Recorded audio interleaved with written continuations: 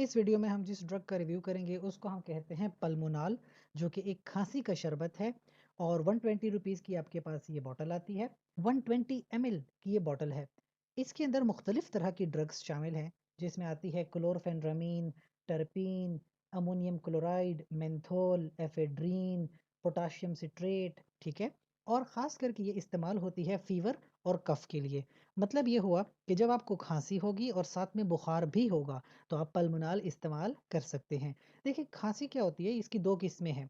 एक होती है खुश्क खांसी, जिसमें बलगम नहीं आता, और एक होती है बलगमी खांसी, जिसमें बलगम आता है। तो जब आप ये मेडिसिन लेते हो पल्मोनाल, ये इस तरह से काम करती है कि जो इसके अंदर टर्पीन है और अमोनियम क्लोराइड है ना, ये क्या करता है कि जो आपका बलगम होता है ना, उसको थोड़ा कम कर देता है। तो जब बलगम कम हो जाएगा तो आपकी जो सांस की नालियां हैं वो साफ हो जाएंगी और आप आसानी से भरा भरा सांस ले सकोगे।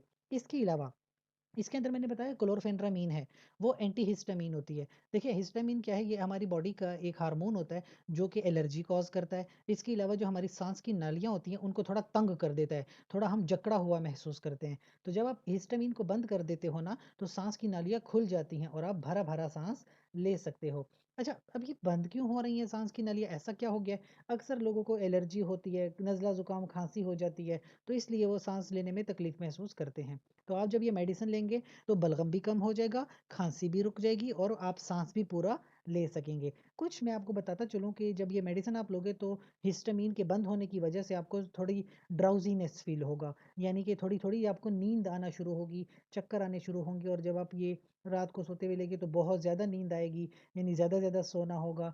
थोड़ा थकावट भी महसूस करते हैं, विजन भी थोड़ा ब्लर्ड हो जाता है, थोड़ी थोड़ी डिस्टर्बेंसेस भी होती हैं, इस तरह से। एक और बात याद रखिए कि कुछ और मेडिसिन्स होती हैं जो खास करके सोने के लिए होती हैं, उनको और इसको एक साथ नहीं लेना, वरना वो बहुत ज़्यादा इफेक्ट आ जाएगा।